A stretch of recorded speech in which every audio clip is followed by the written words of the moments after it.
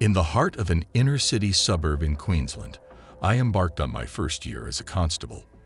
This particular area, housing a substantial percentage of government-commissioned residences, offered a unique blend of eccentric characters, many of whom were individuals navigating the delicate balance between rehabilitation and societal integration.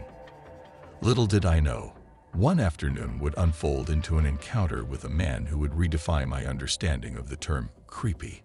The protagonist of our peculiar tale was no stranger to the local constabulary, a man prone to occasional fits of erratic behavior.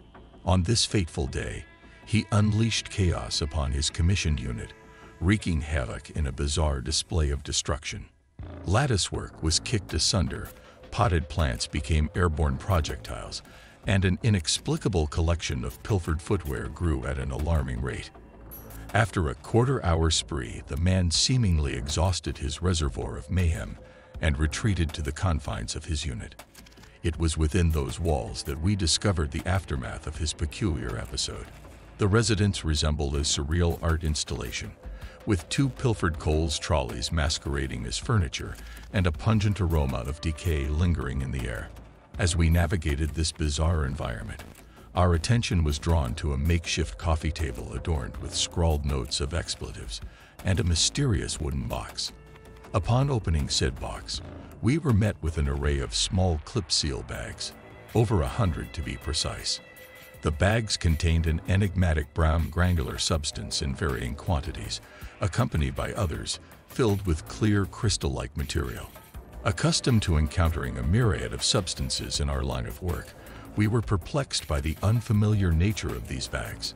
Sensing the potential gravity of the situation, I decided to inspect one of the bags more closely. The brown granules, upon closer examination, revealed flecks of color and tiny tendril-like structures, an organic material unlike any I had encountered before.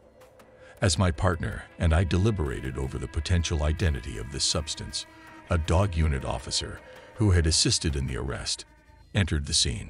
His experienced gaze surveyed the peculiar tableau before him, a coffee table adorned with bags, an officer holding a mysterious substance, and in an instant, he offered a revelation that sent shivers down our spines. "That guy's got golden staff," he declared with an air of certainty. "He's been collecting scavs." In a surreal twist of fate, it dawned on us that what we had mistaken for a narcotic treasure trove was, in fact, a macabre collection of bodily fragments. The man, driven by an inexplicable compulsion, had been harvesting his own scavs, organizing them meticulously by size, and consuming them. The yellow crystals, merely nasal secretions and crust. A grotesque realization unfolded. We had unwittingly stumbled upon the remnants of this man's disturbing ritual. The encounter left an indelible mark on my psyche, prompting a newfound appreciation for the peculiar and unsettling facets of human behavior. In the aftermath of this unnerving revelation, I found solace in the familiar embrace of Purcell hand sanitizer, a symbolic safeguard against the uncanny unknown that lurked within the shadows of our daily encounters. In the quiet heartland of Iowa, where the vast fields of corn stretch for miles under the endless sky, I found myself in the midst of an unsettling encounter that would forever change my perspective on the tranquility of rural life. It was the dead of night, and the only sounds that echoed through the stillness were the rustling leaves and the distant whispers of the wind. Seeking a moment of solace, I decided to step onto the back porch of my grandparents' home for a quiet smoke. Little did I know that the serenity of the night would be shattered by an encounter with the unknown. As I entered the room with the sliding door, an eerie feeling washed over me. In the dim light, I noticed a figure, a haunting presence wearing a mask that seemed to leech the very light from the room. His eyes, pitch black and devoid of humanity, locked onto mine as he quietly manipulated the sliding door, attempting to breach the sanctity of the house. A sense of dread gripped me, and in that moment, time seemed to slow. I dropped my cigarette, the ember flickering out like a fading heartbeat. The intruder paused, his malevolent gaze piercing through the glass. Then, with a sudden burst of frantic energy, he began shaking the door violently, as if possessed by a desperate urgency to gain entry. Instinct kicked in, and I raced to my grandpa's gun cabinet. The cold steel of an unfamiliar firearm found its way into my trembling hands. With adrenaline coursing through my veins, I turned back to confront the intruder, only to find an empty porch. The mysterious figure had vanished into the night, leaving behind a lingering sense of terror. Fearing the worst, I woke my grandparents, and together we armed ourselves, patrolling the property in search of the enigmatic trespasser. But like a specter, he had melted away into the shadows, leaving no trace of his presence. Weeks later, the countryside bore witness to another bizarre episode. A bald figure emerged from the cornfields, draped in a dress that fluttered in the wind. Standing by the desolate highway, he awaited a cryptic rendezvous with a mysterious car, disappearing as quickly as he had appeared. The incident left an indelible mark on my psyche, casting a shadow over the once idyllic landscape.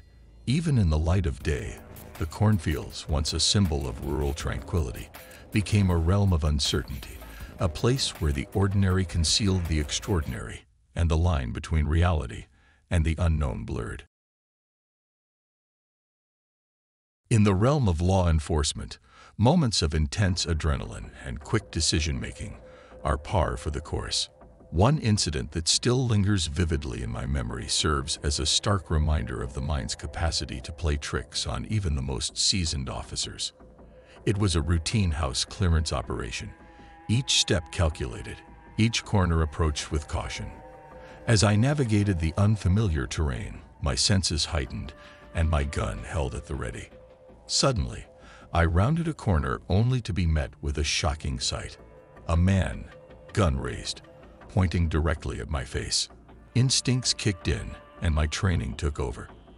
I bellowed a command, ready to defend myself, and felt the tension in my trigger finger. However, in the blink of an eye, the illusion shattered.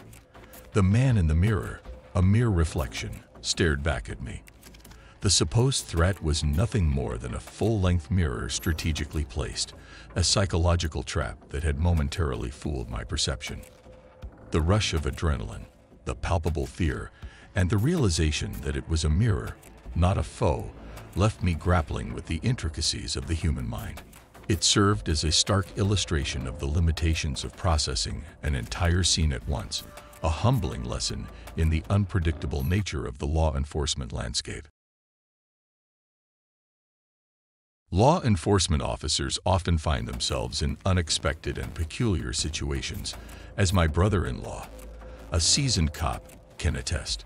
One particular call for a wellness check led to an encounter that veered sharply into the realm of the bizarre. The mission seemed straightforward at first: a check on an individual with a terminal illness whose whereabouts were unknown to his concerned family. As they approached the house and received no response to their knocks, my brother-in-law and his partner decided to enter, driven by the urgency of the situation. The search for the ailing individual led them to a discovery that transcended the bounds of ordinary police work. A stairway unveiled the entrance to a basement, and what awaited them in that subterranean chamber was beyond their wildest expectations. The dimly lit space was adorned with an assortment of sex toys, ropes, harnesses, and other implements that hinted at an unconventional lifestyle. In the midst of this unexpected tableau stood a stage, featuring a bed as its centerpiece, while a video camera on a tripod was strategically positioned to capture the unfolding scenes. It became apparent that they had stumbled upon an individual's secret sanctuary, a private domain reserved for intimate and unconventional pursuits. To their relief, the person they were supposed to check on was not lying in the midst of this provocative setting. As it turned out, he was alive and well, merely away on a visit without informing his family. The officers left the peculiar scene with a mix of bemusement and a tale that would undoubtedly become a memorable chapter in their law enforcement careers.